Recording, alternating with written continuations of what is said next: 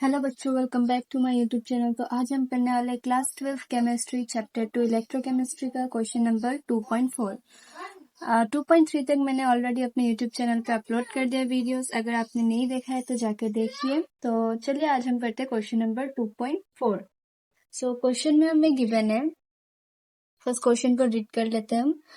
Calculate the standard cell potentials of galvanic cell in which the following reaction takes place. तो हमें यहाँ पे question में कहा गया है इतने तक जो स्टैंडर्ड सेल पोटेंशियल कैलकुलेट करना है हमें गैल्वेनिक सेल का, और उसका कुछ रिएक्शंस हमें यहाँ पे दो रिएक्शंस भी गिवन है। इन दो रिएक्शन से हमें स्टैंडर्ड सेल पोटेंशियल कैलकुलेट करना है, ठीक है, गैल्वेनिक सेल का। सो इसका एक डायरेक्ट फॉर्मूला है, ठीक है। सेल पोटेंशियल कैलकुलेट करने के लिए एक डायरेक्ट पोटेंशियल हमारे पास फॉर्मूला रहता है। एक रहता है आपका कैथोड में जो रिएक्शन हो रहा है, कैथोड में जनरली रिडक्शन होता है, ठीक है, जैसा कि आपको पता है।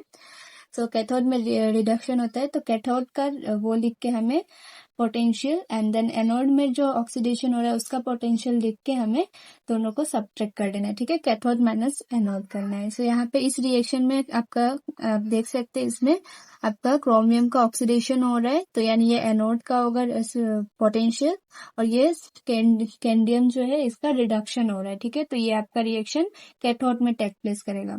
सो इसी तरह से हमने यहाँ पे कुछ वैल्यूज लिख लिए हैं, CR3+ से CR। ये सारे जो वैल्यूज है ये आप लोग सोच रहे हो कहाँ से आया, एनसीईआरटी में तो गिवन नहीं था।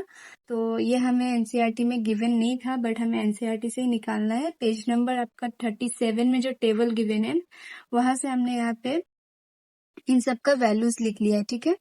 सो वैल्यूज लिखने के बाद अभी हमें यहाँ पे देखना है जो ऑक्सीडेशन किसका हो रहा है। सो चलिए इसका आंसर करते हैं सबसे पहले फर्स्ट पार्ट का, और फिर सेकेंड पार्ट में हमें कहा गया calculate the gives free energy, ठीक है। हमें जी के कैलकुलेट करना है and equilibrium constant of the reaction. Equilibrium constant यानी हमें के भी कैलकुलेट करना है। एक जो फॉर्मूला था del G equals to minus का एन फेराडेज एफ था, F and E naught cell, ठीक है, स्टैंडर्ड सेल पोटेंशियल। तो उस फॉर्मूले से हमें यहाँ पे डेल जी कैलकुलेट करना है, एंड देन हमें के भी मतलब के जो है इक्विलिब्रियम कांस्टेंट है वो भी कैलकुलेट करना है। तो चलिए इसका फर्स्ट पार्ट देखते हैं। सबसे पहले हम रिएक्शन जो क्वेश्चन में गिवन था वो लिख लेते हैं। 2Cr सॉलिड फॉर्म में था, प्लस में 3 cadmium 2+ aqueous give rise to 2Cr 3 positive aqueous form and plus में 3 कैंडियम, ठीक है। सो यहाँ पे ऑक्सीडेशन हो रहा है आपका क्रोमियम का, Cr से बन रहा है Cr3 पॉजिटिव, ठीक है, इसका ऑक्सीडेशन हो रहा है। तो ये कहाँ पे टेक प्लेस होगा, एनोड में। जी हाँ, एनोड में हमेशा क्या होता है, ऑक्सीडेशन। और ये जो कैंडियम 2 पॉजिटिव से क्या हो रहा है, CD, ठीक है, इसका रिडक्शन हो रहा है। तो रिडक्शन जनरली कहाँ पे होते हैं, गैल्वेनिक सेल में, हमेशा कैथोड में, ठीक है।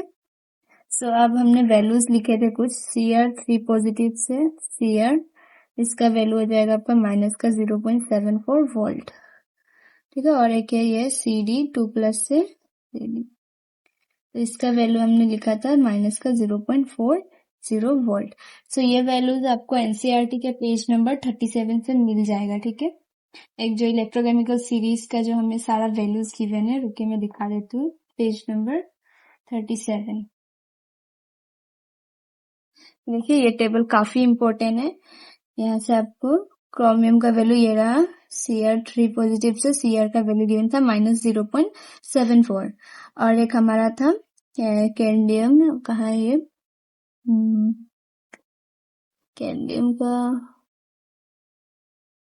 भी वैल्यू यही होना चाहिए, कहाँ है CD का वैल्यू, दिख नहीं रहे, कहाँ चला गया।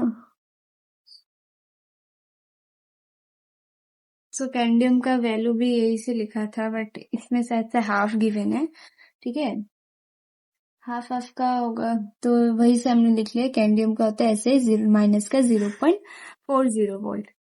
सो अभी हमने क्वेश्चन में हमें क्या कैलकुलेट करना था, स्टैंडर्ड सेल पोटेंशियल, ठीक है। तो स्टैंडर्ड सेल पोटेंशियल को हम E0 सेल से डिनोट करते हैं, जिसका डायरेक्ट फॉर्मूला हमें पता है ई नॉट कैथोड माइनस का ई नॉट एनोड।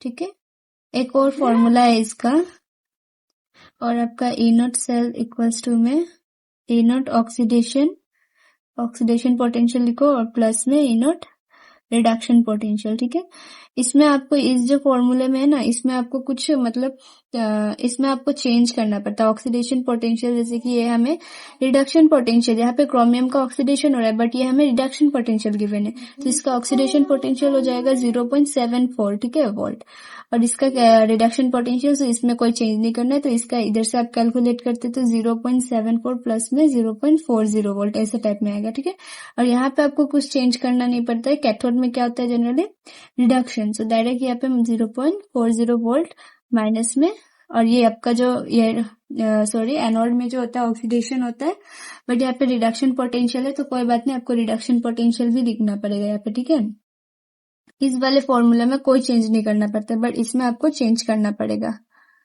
ओके, तो ये हो जाएगा आपका एनोड का कितना था, माइनस का 0.74। सो ये माइनस 0.40 माइनस माइनस प्लस हो जाएगा 0.74। सो इसका वैल्यू अगर आप कैलकुलेट करते हैं, माइनस करने के बाद इसका वैल्यू आपके पास आ जाएगा 0.34 वोल्ट। ठीक है, इसका ये ई नॉट सेल का वैल्यू हो जाएगा। ओके, सो इस वाले वैल्यू से अगर आप करते थे इस वाले मेथड से, तो ये सॉरी ये रिडक्शन, यहाँ पे ये रिडक्शन होता। ठीक है, रिडक्शन नहीं, ये रिडक्शन का पोटेंशियल कितना गिवन था हमें, माइनस का ना, तो ये माइनस होगा, प्लस नहीं। ठीक है, ऑक्सीडेशन का तो हमें कितना था, माइनस 0.74 गिवन था, बट हमें यहाँ पे ऑक्सीडेशन का पता है जो CR3 प्लस नहीं, CR से CR3 प्लस जाने से वो होगा ऑक्सीडेशन, यहाँ पे हमें रिडक्शन पोटेंशियल था, तो इसलिए हमने इसको ऑक्सीडेशन में कन्वर्ट करके इसलिए पॉजिटिव हो गया ये, और ये तो रिडक्शन पोटेंशियल ऑलरेडी हमें रिडक्शन पोटेंशियल माइनस 0.40 था, इसलिए हमने डायरेक्ट पुट कर दिया। ठीक है, तो इससे अगर आप माइनस करके तो ये भी आपका 0.34 वोल्ट आएगा। तो आप दोनों मेथड से कैलकुलेट कर सकते हो स्टैंडर्ड सेल पोटेंशियल, जो आपको इजी लगे। ठीक है, तो क्वेश्चन का फर्स्ट पार्ट तो कंप्लीट हो गया, और फिर हमें सेकेंड पार्ट में कहा गया था डेल जी नॉट हमें कैलकुलेट करना है, तो उसका भी एक सिंपल फॉर्मूला था, del G naught equal to n minus का एन एफ और ये ए नॉट से। ठीक है, तो एन जो है हमें कैसे कैलकुलेट करना है आपको पता होगा शायद, अगर नहीं पता है तो मैं बता देती हूँ। यहाँ पे जो हमें रिएक्शन गिवन था क्वेश्चन में, ठीक है, रिएक्शन जो हमें क्वेश्चन में गिवन था, इसमें कितने चार्ज का मतलब वो हो रहा है कैरियर से चार्ज, वही आपका क्या हो जाता है एन। ठीक है, तो यहाँ पे आपका कितना है 2 3 जो 6, यहाँ पे भी 6 है चार्ज, यहाँ पे भी 3 2 जो 6, तो मतलब राइट देखे या फिर लेफ्ट देखे, आपका टोटल चार्ज कितना है 6 है, तो इसलिए यहाँ पे एन का वैल्यू 6 हो जाएगा। रिएक्शन में आपका कितना चार्ज है वही आपका एन का वैल्यू हो जाएगा। सो एन का वैल्यू तो हमारा यहाँ पे 6 हो गया। ठीक है, एन इक्वल्स टू 6। एफ जो होता है फेराडेस कांस्टेंट होता है, जिसका वैल्यू हमेशा कांस्टेंट ही रहेगा। एफ इक्वल्स टू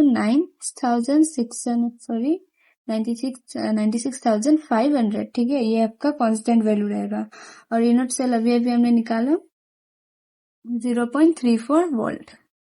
सो अब सिंपली इसको फॉर्मूला में पुट करके कैलकुलेट कर लीजिए। माइनस का 6 मल्टीप्लाई 96500 मल्टीप्लाई 0.34। जब आप इसको कैलकुलेट करेंगे तो डेल जी नॉट का वैल्यू आपके पास आ जाएगा कुछ माइनस का 196.86 किलो जूल। ठीक है, तो ये हो गया आपका डेल जी नॉट। तो सेकेंड पार्ट भी हो गया। अब इसका थर्ड पार्ट में हमें इक्विलिब्रियम कांस्टेंट निकालना है। ठीक है, वो भी इसी फॉर्मूले से निकल जाएगा, तो चलिए करते हैं इसका आंसर भी। सो इक्विलिब्रियम कांस्टेंट ये हमारा के होता है, तो अब हमें यहाँ पे के कैलकुलेट करना है। ठीक है, तो के का वैल्यू कैलकुलेट करने के लिए हम ये डेल जी नॉट वाला फॉर्मूला अप्लाई करेंगे। Del G naught equals to minus का RT ln के। तो ये हमें यहाँ पे हमें ये के का वैल्यू कैलकुलेट करना है। ठीक है, सो जैसे हमें पता है रूम टेम्परेचर में के का वैल्यू कितना लेते हैं हम सॉरी के नहीं, टी का वैल्यू, रूम टेम्परेचर में टी का वैल्यू 298 केल्विन हो जाएगा, ठीक है, क्योंकि हमें केल्विन का टेम्परेचर टी का वैल्यू गिवन नहीं था और आर तो कांस्टेंट होता है, तो आर का वैल्यू हमारे पास हो जाएगा 8.314, ठीक है।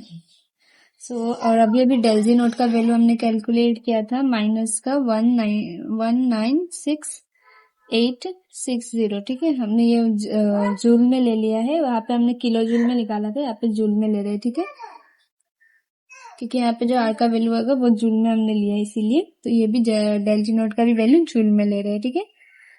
अब हम करने वाले हैं, इसका कैलकुलेट कर लेते हैं सिंपली। जस्ट वैल्यूज पुट कीजिए। डेल्जी नोट का वैल्यू कितना है, 196,860, माइनस का सिंबल, यहाँ पे माइनस में आर का वैल्यू 8.314, टी का वैल्यू कितना आ जाएगा, टी का वैल्यू है आपका सॉरी, यहाँ पे अगर आप ऐसे करते हैं, ln लेके करते तो आपका थोड़ा लंबा कैलकुलेशन जाएगा, तो आप पहले इसको लॉग में कन्वर्ट कर लीजिए, ठीक है। लॉग में कन्वर्ट करने के लिए डेल्जी नोट इक्वल्स टू यहाँ पे एक 2.303 आ जाएगा। इसका मतलब आप कैलकुलेट करके देख लीजिएगा। यहाँ पे अभी करूंगी तो काफी लंबा हो जाएगा, ये एक डायरेक्ट फॉर्मूला भी है, RT, ये log k हो जाएगा, ठीक है। ln का मतलब वैल्यू आप पकड़ लीजिए, ln k का वैल्यू सिंपली यहाँ पे 2.303 log k है, ठीक है। ऐसा भी आप एज्यूम कर सकते हैं, log ln k का वैल्यू, ठीक है। बाकी सब तो सेम ही है यहाँ पे।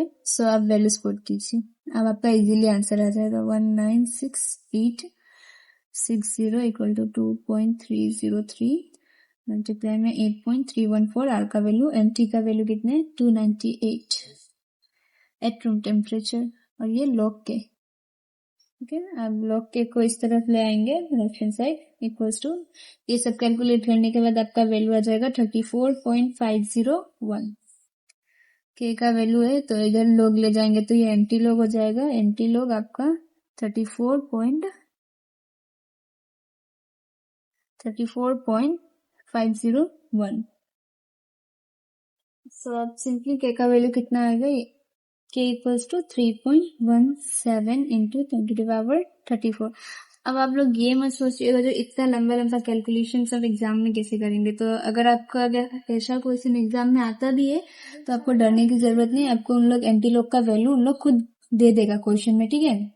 क्योंकि इतना तो टाइम नहीं है आपके पास, क्योंकि 1-2-3 आवर्स का एग्जाम्स होता है, तो अब के का वैल्यू इतना एक क्वेश्चन के लिए अगर आप इतना समय लेते हैं तो हो ही गया।